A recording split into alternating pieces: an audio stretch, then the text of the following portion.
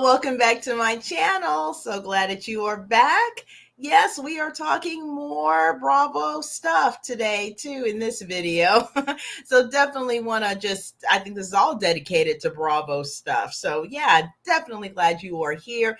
Definitely got stories here that I want to get your thoughts and opinions, and I want to share mine as well. So yeah, welcome back and welcome. And let's get into the first story, shall we? All right, let's go ahead and first set the mood a little bit more for some ambiance, and then we're going to get right on into it. We sure are. All right. In the story, as you can see, or by the thumbnail, you can see we're going to be talking about something about her. We're going to be talking about Andy Cohen feeling a bit left out. And then we're also going to be talking about the best duos. And if you happen to catch my last video, if you haven't, after this one, go back and watch that one, because we were talking about villains in that one. So now Bravo, we always got to half and half, right? Half on the good and the bad. Now we're talking about best duo. So we'd love to know your thoughts on that as well. So let's get into it. All right, the first story we are popping into is about something about her and what's been going on with that. Now, that has been something of quite a topic for Vanderpumprules. If you watch it, if you have been watching it as long as most of us have, which is probably from the beginning, you will know that this was one of those ventures that really seemed to actually be looking to work out fully without as much fanfare as some of the other ones, but not as much drama. Although I'm starting to see a little bit of stories in regards to that later on. I may cover some of that. We'll see. But yeah, that's what we're going into now, is talking about something about her, which is the sandwich shop that Katie Maloney and Ariana. I'm looking at her name and her face for that matter. That they actually got together, came together. It looks really cute, very quaint. It's been featured quite a bit on Vanderpumprules if you've been watching, especially for the last 2 seasons. And it's apparently, you know, one of the things that was always a bone of contention is, when are we going to open up? When is that going to be available for the masses to come and partake in good sandwiches? And it's interesting because maybe if I had hit my spot over to LA this time around, maybe I will go and check it out, just because it happens to be a part of one of the shows that I watch. I would love to go and visit as just a tourist there. So that seemed to be the case, and that's a good thing for this shop. So let's get into it.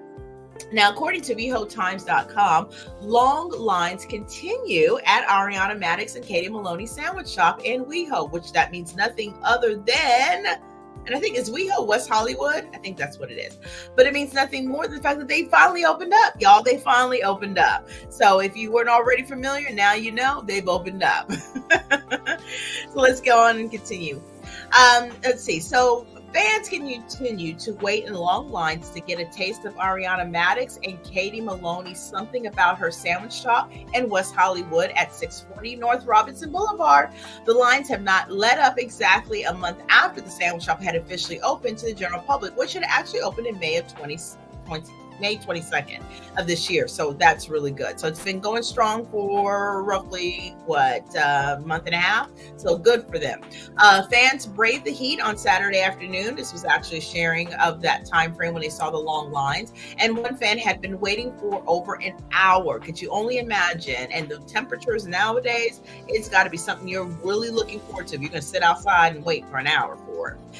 She said she didn't care that the stars of Lisa Vanderpump's reality TV show Vanderpumprules weren't around to take her order. She told WeHo Times that she was there to taste the food and for the overall experience. An employee revealed that the lines have been consistent since they first opened their doors, which is always good to be in the black when it comes to business. So far, this new business venture has been a hit for both women.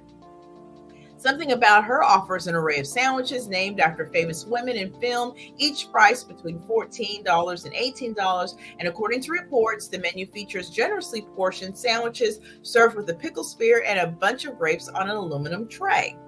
Among the standout sandwiches is the Meg, featuring Greek salad, tzatziki, feta, sun-dried tomatoes, and romaine lettuce on a lavish praised for its refreshing contrast of crisp greens and tangy tzatziki. That sounds pretty enticing. The Diane, which would be Diane Keaton, and of course, for those who didn't know, the Meg is probably Meg Ryan. Would be it has Diane is with the Sicilian tuna salad, which that makes sense. I can see that. The Cameron Diaz, a hearty Italian sandwich loaded with pesto garlic and aioli, salami, and sopressato, mortadella. I'm saying that wrong probably. I think it's a form of cheese, right? And roasted red peppers. That sounds really good. And the Viola for Miss Viola Davis. A panini with smoked turkey and chipotle mayo on grilled sourdough. And the pastry selection includes chocolate croissants, cookies, and muffins for all.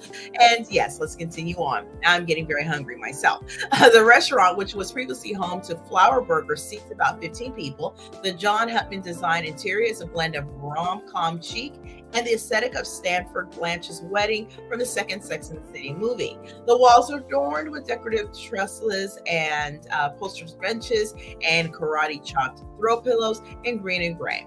Iron scones cast a soft glow on white marble tables and mirrors. Paintings are arranged across the walls beneath arched sage trellises, creating a vibrant granny court vibe.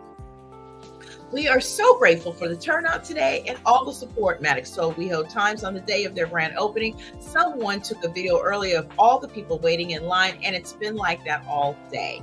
We didn't think it would draw so many people. It's been amazing. It took us a while to open, but it's so worth it, Adam Maloney. We are so grateful for the turnout and for all of the support. And of course, for those of you who are going to be in the local area at that time, Something About Her is open from 10 a.m. to 4 p.m. Wednesday to Sunday. And that's really exciting for the girls. I'm glad that they were able to get that shop off the ground and open. It is not easy running a small business. I can attest to that. So I think, and for all of us can attest to that, really, it is a really great to see they were able to do so. Now they have gotten a little bit more of a push than a lot of us would have, meaning, the show itself, bring a big spotlight onto the business itself, was really good. It didn't fare so well for Schwartz and Sandy's. I don't know if that's still open or not. If you're aware if it is still open, the Tom situation, go ahead and drop that down in the comments section. I do think the scandal from Scandal Ball did help to put more eyes on the situation. It is a fallout and of a good consequence, if you will, for Ariana, as well as now Katie gets to benefit from it as well. So the popularity is definitely there. It seems like the menu is probably really, really good. I would most certainly would try myself. I like a sandwich here or there. So I would definitely try that out. If you have already, cruised over in that way and are able to try out or see the shop, let me know. Drop down in the comment section. If you plan on going to LA or already live out there and plan on doing it and going to see the area, please let me know down below. I would be really curious if you have and if anyone has, how you liked it. It seemed like it's going well, swimmingly well, that is. So good ups for Ariana and Katie. So let's move on to the next store, because I found this to be quite interesting, because we're talking about none other than Andy Cohen, who has been pretty much on top of the lip for so many different things, from lawsuits to TV shows to interviews, you know it, to even coming out in defense of J-Lo, which I did a video on that. It's on the live tab. Make sure you take a look at it if you have not already. I mean, he's just been everywhere on top of mind. So I thought this was quite interesting that he actually felt this way, and maybe the sharing will share about it. But it seems that Andy's feeling a little left out of the nightlife conversation for the TV interview shows that happen at night. So yeah, let's get into it. All right. According to US Magazine, Andy Cohen admits to feeling salty that Watch What Happens Live is left out of the late night conversation. Andy Cohen is opening up about feeling like an outsider in the late night TV landscape.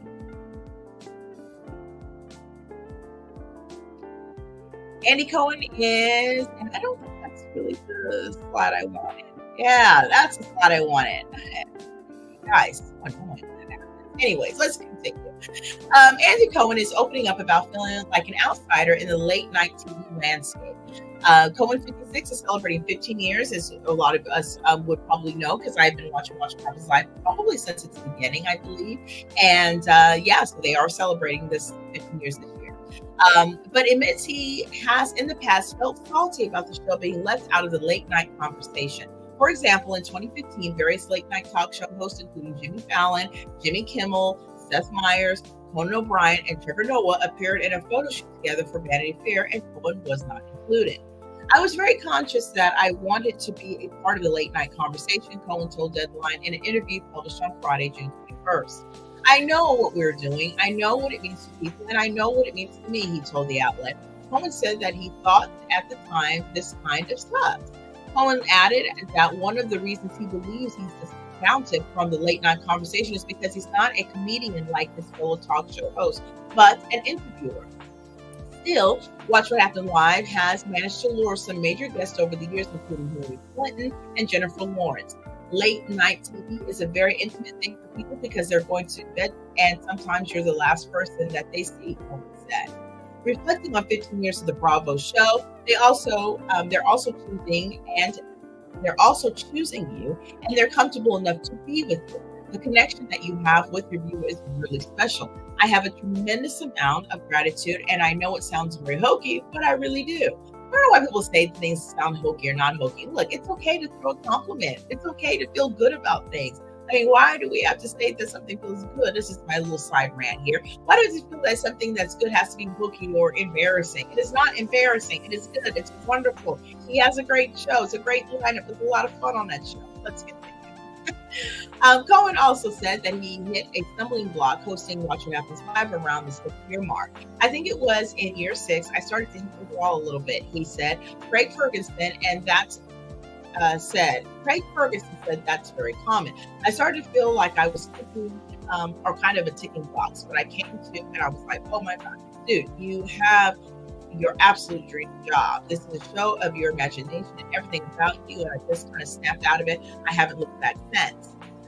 And that's really a great moment to actually reflect on. You know, sometimes when you have worked so hard for something and it takes so much to put it together, and then it takes so much to build and continue to build, that sometimes you get to the point of hitting a wall. And it could just simply be that you're just tired, just be fatigued because of all the greatness that's happening. And then you turn around and have to really reflect on the fact that, why am I doing this? And then once you figure that out, then you remember, oh, wow, I really love this. Like, I really created something.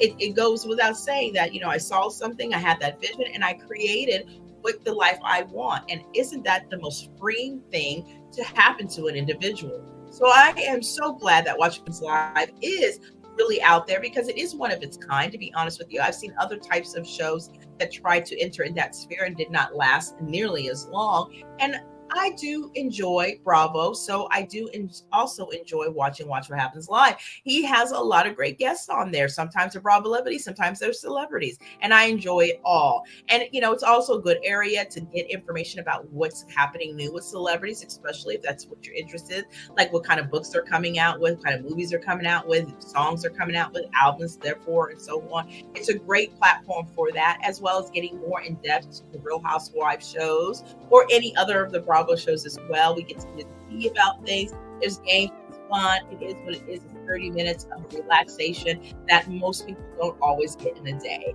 And of course, it is at night, so a little bit of things that are said are kind of a go that you may not be able to talk about or reflect on in earlier shows in the day. So I rather enjoy Watch What Happens Live. I think that at this point, you know, we all know that this is Andy's show. We all know what Watch What Happens Live is about. And whether you do or don't watch it, I mean, you might be missing out sometimes. Now, I may not catch every episode myself because I'm not always interested in everybody he has on. But he's had a lot of great guests that I have watched and enjoyed, and even changed my mind about certain people because we'd have them on. I got to see them in full view of just who they seem to appear to be, and I quite enjoyed the situation. So yeah, sometimes shows have been really fun, and he does a lot of themed things. Christmas and holiday times is great, and then BravoCon was the next thing coming out of that, I believe, as well. So it was a greater opportunity to put a bigger landscape on these shows. And I think it does kind of stem from Watch What Happens Live. There's a conversation that happens because it is still reality, right? And there's many shows on the platform. I don't watch them all, but there is still conversation being had. I think will continue to be had until Bravo decides to stop putting out the reality.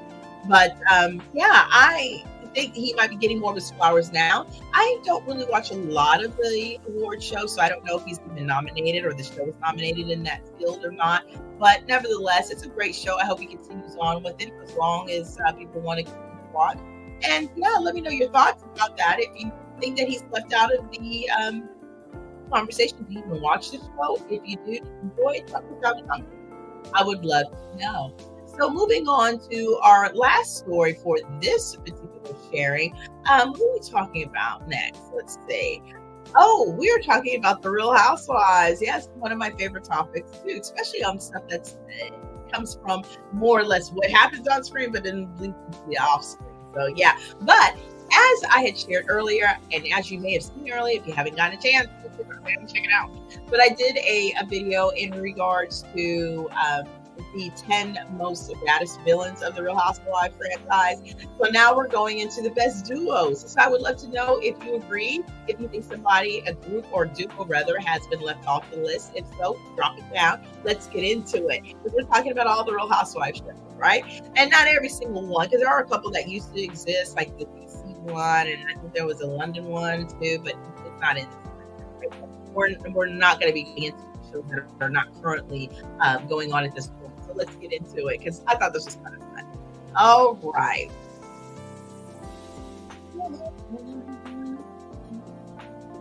All right. Now, this is according to Collider.com.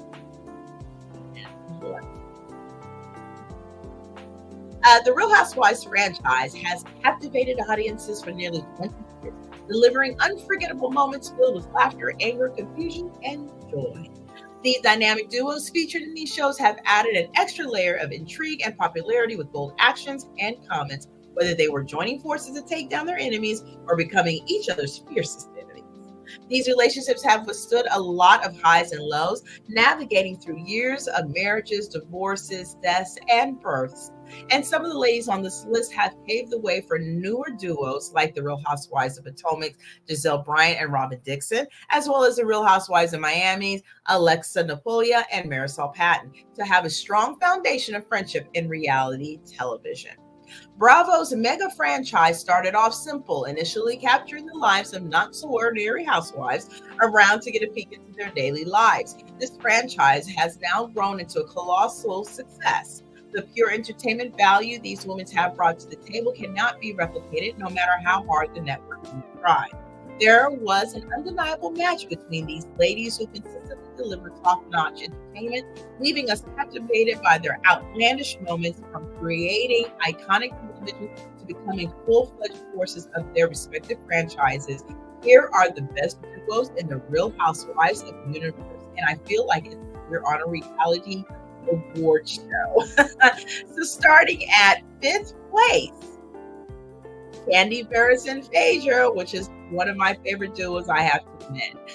Now, Kandi Burruss and Phaedra Parks are the pioneers of the Smalls on RHOK, formed an unstoppable dynamic force on the Real Housewives of Atlanta.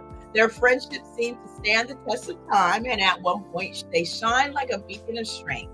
They were very close and always ready to defend each other when needed. Their bond was so strong that they spent a significant amount of time together, becoming inseparable, whether it was Kandi taking on former housewife Mimi Weeks or Phaedra facing off against Kenya.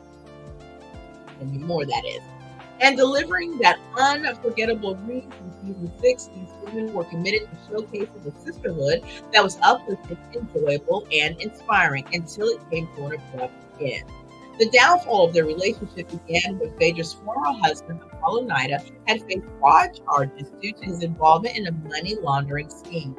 During Apollo's court sentencing, Phaedra was noticeably absent as the couple engaged in a heated dispute over Phaedra's talk at Apollo's illegal activities. Apollo was sentenced to 8 years in prison, and when Kandi gave Phaedra her opinion on the matter, their relationship quickly moved south.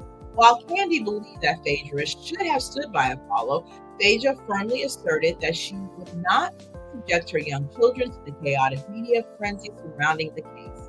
Consequently, Phaedra and Kandi's bond deteriorated, leading to Phaedra spreading rumors about Kandi allegedly tampering with another cast member's drink and taking advantage of them.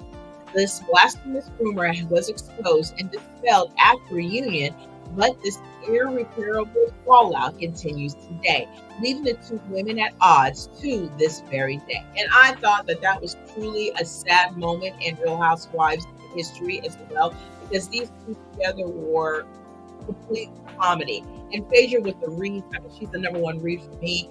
She is just great with all of that. Mimi might be number two, but given on any day, depends on who they're going back and forth with. They could be one or two, right? But yeah, they truly were an unstoppable duo. It is unfortunate. I think that their fallout really did change the trajectory of the show in itself. Quite frankly, it probably left that big hole and lacklusterness in the show without Phaedra there. And yeah, it still continues to this day. I wonder if any time that will change in the future, but with the way things have been happening with Kenya more, I think that we may possibly not see Kenya anymore either. Therefore, Phaedra may come back or may not. So time will tell. Let's move on. Fourth place. You remember these two? Well, fourth place lands Teresa Giudice and Jacqueline Larita from the Real Housewives of New Jersey. The Real Housewives of New Jersey gifted viewers with the hilarious duo of Teresa Giudice and Jacqueline Larita. These two women were close friends even before they entered the world of reality TV, and their bond was evident from the first episode. Teresa and Jacqueline brought countless moments of laughter and amusement, showcasing a unique chemistry that they only could possess. They affectionately refer to themselves as Lucy and Ethel, and their lives intertwine in remarkable ways, such as giving birth to their children, Nicholas Larita and Adriana Giudice, around the same time. Their deep involvement in each other's lives made them an unstoppable force capable of going up against anyone who dared to challenge them. When Danielle Staub mistakenly believed she had assembled a solid team of people to confront Teresa and Jacqueline, her illusions were shattered at Kim D's fashion show, where she found herself running from Teresa's wrath. And I think that was a hair-pulling thing, right? When the tabloids first reported that Teresa and her then husband, Joe DiPucci, were supposedly headed for prison, it caused a rift in her relationship or friendship with Jacqueline. Teresa felt betrayed by Jacqueline's questioning of her legal issues, while Jacqueline believed it was essential to address the rumors and didn't like that Teresa was keeping information from her. Teresa denied the prison rumors, but the damage was done, and she felt deeply hurt by Jacqueline's actions, which involved Carolyn Manzo. Teresa believed that discussing her legal issues on camera crossed a line that should have never been crossed. The feud between them escalated to the point where Teresa accused Jacqueline of settling up housewife Melissa Gorga during the Supergate scandal, and Jacqueline retaliating by accusing Teresa's husband of cheating with her secretary. Despite a temporary reconciliation during season 7, their feud continued for several seasons. However, fast forward to today, and Teresa and Jacqueline have managed to mend their friendship.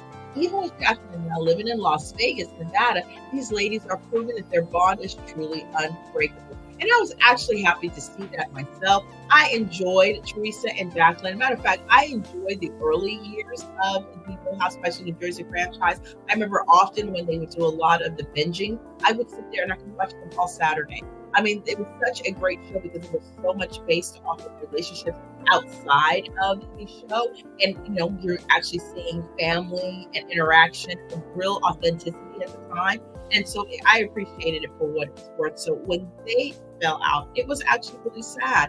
And it just seemed to continuously go into that snowball effect. And they never really truly get it back together. Even when they had that temporary ceasefire and then turned around and had a temporary reconciliation, that fell apart rather quickly as well. And I just feel like, you know, it was nice once Jacqueline did leave the show, but quite frankly, she was one of my favorites for the show, for the franchise. I wish she would come back, but I didn't think she's done. But if she had come back or did come back, that would have been great. I liked Jacqueline, and I'm glad that they were able to repair her and Teresa, their relationship off the show in their real life and be able to share that to everybody. I think Jacqueline, if I'm not mistaken, does a lot of work in regards to different causes as well as she also has a podcast. So it's nice to see that she's still out there doing things and doing good and force in the world. I really do wish she'd come back on the show, but I don't think that's going to happen because she'd have to leave Las Vegas, and it seems like she's happy there. So that being said, yeah, I do miss her and Crystal. I was going with them. They were really great family to have on that show. And I love the fact that there was family and authenticity of friendship for that as well. So it was really good to watch it. It really lent itself well on screen. So let's move on to the next duo, which sits at third place. And it is not them. It sure isn't. It's not them either. Yeah, but it's them.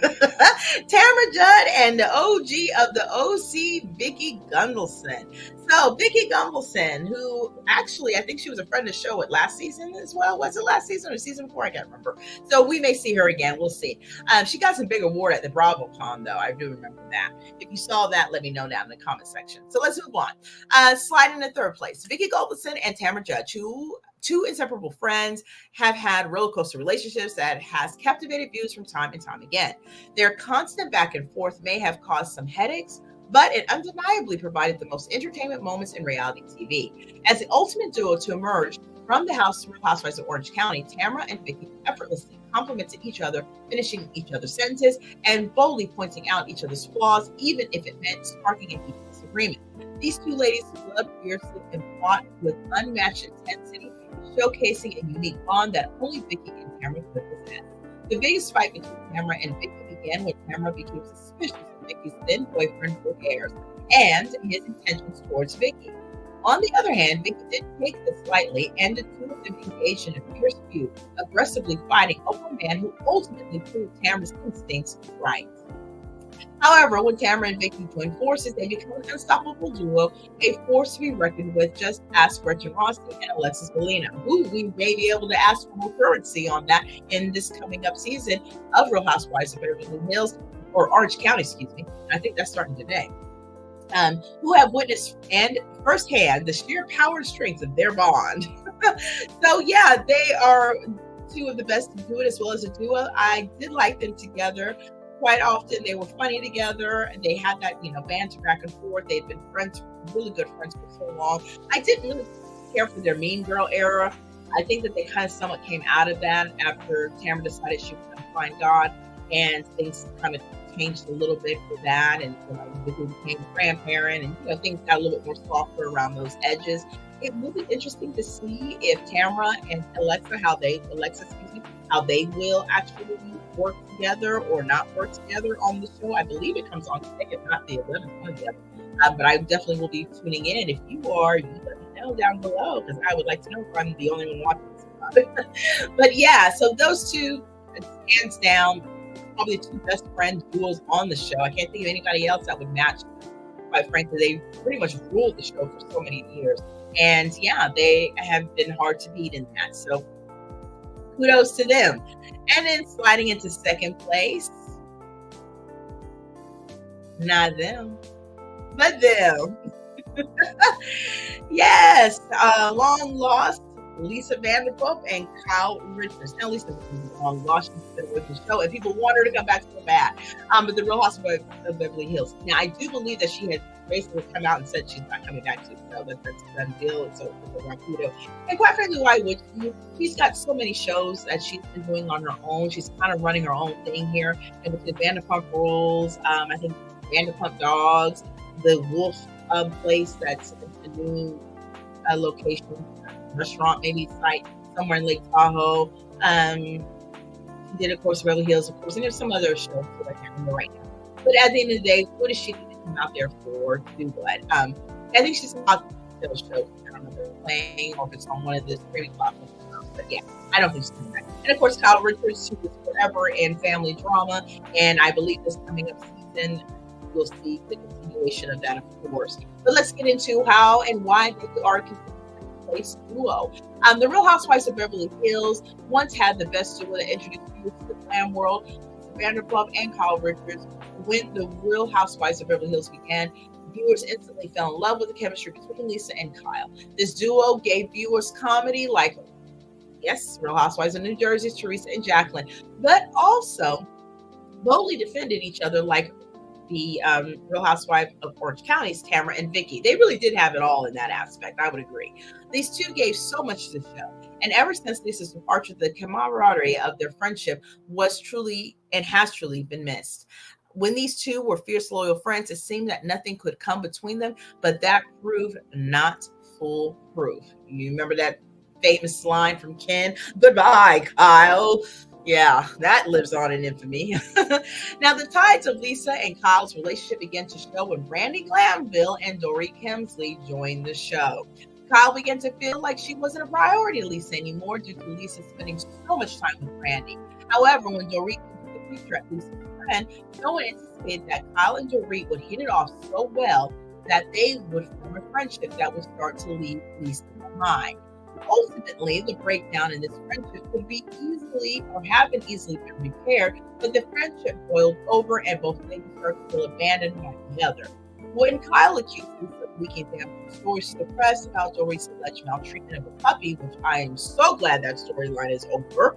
I'm not even going to say the name of the puppy situation because that was one storyline that was not only stupid, it went on way too long. I mean, honestly, this great strengths that took place to keep the read on the show for storyline just got so ridiculous. If we could just talk about what's really going on in real life, she would have no problem keeping a diamond on the show. But I digress. Now, Kyle took it upon herself to insert herself into that fight. This confrontation ultimately led to Lisa's husband, Tim Todd, famously saying goodbye, Kyle, as he asked her to leave their home and never return. And I don't think she ever did return. Unfortunately, Lisa and Kyle never managed to reconcile, and their relationship remains today. It may stay strained for the rest of their lives, quite frankly, unless they both leave the show and have the opportunity to go off and try to reconcile. But I know that there's people who are firmly planted on either side, whether it's Kyle or Lisa. And I don't know, what's your thoughts? Do you think they'll ever reconcile? Do you think that's a possibility? Wouldn't it be a treat that in this next season that Kyle will have some kind of an ally and it be Lisa, and Lisa kind of pops up as a friend to the show? I mean, I don't know. What's your thoughts? You tell me. I think it would be cool because I think that Kyle is definitely in a situation, in a space with her family structure, as far as her husband, her marriage, and all that stuff, that she really could use a friend. And Lisa, to me, feel like she was a good friend to her. But, some people might feel otherwise. So let me know your thoughts, especially down in the comment section. Let's talk about it. And of course, we cannot go on this list of duels without hitting the number one, who you see their faces over and over again, because the thing keeps flipping over to there, because it means that I should be talking to them and about them, right? So the next one, I slices firmly in the first place, probably arguably or non-arguably, maybe, to be the one and only Nene Leakes and Kim Zolciak, which many people miss them, wish they'd come back to Real Housewives of Atlanta, and I don't think that's going to happen. But again, Kim might do some spots. We'll see. Let's get into why, like we don't already know why, right? They're number one on this list. Now, the ultimate duo that took the reality TV world by storm probably really was the beginning of what duo show is. I mean, even though Real Housewives of Orange County started first, I don't think that camera was on the first season, right? But in this situation, Nene and Kim opened up the franchise of Real Housewives together. So, that being said, the reality TV, they took it by the world by storm, and it belongs to them, Nene and Kim. From the moment RHOA debuted, viewers were instantly enamored by the captivating bond between Nene and Kim. Their on-screen chemistry was so mesmerizing that it became nearly impossible to divert one's attention elsewhere. Together, Kim and Nene infused the show with an abundance of humor, unforgettable punchlines, and an undeniable charm that continues to leave fans longing for more even today. Despite the undeniable chemistry, this dynamic duo created some of the most explosive conflicts in the Housewives' history. During Nene's appearance on Watch What Happens Live, Kim dialed in, and the heated argument between the two quickly escalated. Nene boldly shouted the iconic line, "Close your legs to marry men," on live television, leaving Andy Cohen in shock and crying in laughter. We all were too, and it was also put on the reunion show. Surprisingly, Nene and Kim were able to mend their friendship after she called her all white lady of the night and reconcile. However, when Candy Burris joined the cast and collaborated with Kim on her chart-topping hit, Don't Be Tardy for the Party, the tension between Nene and Kim reached boiling point. Egos clashed, and their once cherished friendship turned dark, almost leading to a physical altercation between Kim and Nene on a tour bus. Despite all of this, the two eventually reconciled, and although they aren't close friends today, they are civil towards each other.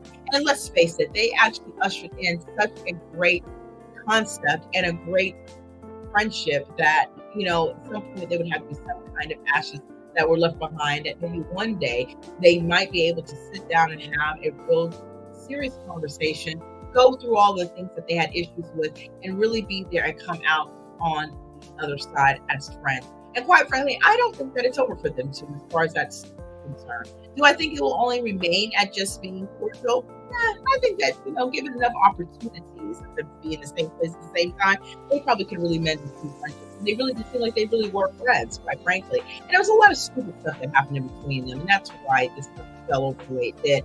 And, some of it was extremely controversial, and all those things have to be addressed, of course. But do I think that this is a complete end to that story? No. It is something that I really could appreciate, that when it seemed like even one of them were going through some real life situations, like Nene, unfortunately passed from Craig, who we really, really absolutely adored and loved on the show. And then even the issues, I think, with her sons, there's been a lot of legal stuff that's come out. It does seem like Kim does reach out to her. And then I've recently seen that when Kim's going through the turbulence of the divorce announcement with her and Roy, Nene again reached out to her. So I think the fact that they still have that in there, where they're looking out for each other in that way, just to make sure, are you good? I think that speaks volumes and says a lot for that friendship, whether it's really gone or not. I don't know. I'm not so sure of that. But it's definitely been one for the 80s. I think that people would definitely be here for it, even if they decide to do a show with this one too. The question is, where would that show land? Because, right now Nene is not in the rest of space with Bravo, and I don't see Kim really doing anything on Bravo too expensive either. But I guess time will tell. Fish fly over time in some cases. So, and sometimes hell does freeze over in some cases. We've seen different aspects of that in different stories. So yeah, we'll just have to see what happens. But yeah, definitely let me know your comments and your thoughts about these stories. Let me know if you thought that the duos list is accurate. Would you add some other duos? There's plenty of franchises out here. So the fact that only these 5 were listed, maybe there's some others that you can think of that would be great. I'm thinking, well, I was thinking about Heather and her cousin, not. But yeah, let me know down below what your thoughts are about that. And let me know what you think about Watch What Happens Live. Do you think that Andy is kind of much gotten over it? And do you think that Watch What Happens Live is a show that stay here for as long as we want to watch it? And also, what was the first story we talked about? Oh, yeah. Something about her. If you had an opportunity to go and parlay or partake in the sandwich shop, let me know. I would love to know. Or if you plan on like a tourist trip or something like that and happen to stop by there, let me know if you plan on doing that. So I think that about does it for this video. I'm so glad you were here again. If you hung out for the whole video, I really thank you for that. And I definitely want to know your thoughts below. So go ahead and leave us respectful comments down below in the comment section. Make sure that you have your notification bells on all, because I got lots of stories to share this week, and I definitely want your thoughts and your opinions on those stories. And of course, just to have the opportunity to spend some time with you. So thank you so much for being here. Again, thank you to those who have already been here. Appreciate your viewing support, and definitely appreciate those who are new to the family. Welcome, welcome, welcome. And again, if you have not hit that subscribe button, go ahead and do so. I'd love to have you here as well. So I think, again, I'll be soon. I've got more stories and more things to talk about. So make sure you keep abreast of when I'm back on. You know, you're going to be able to do this. Subscribe and put that notification bell on. So let's go and do that, right? Let's do that. Okay. Until next time. Bye.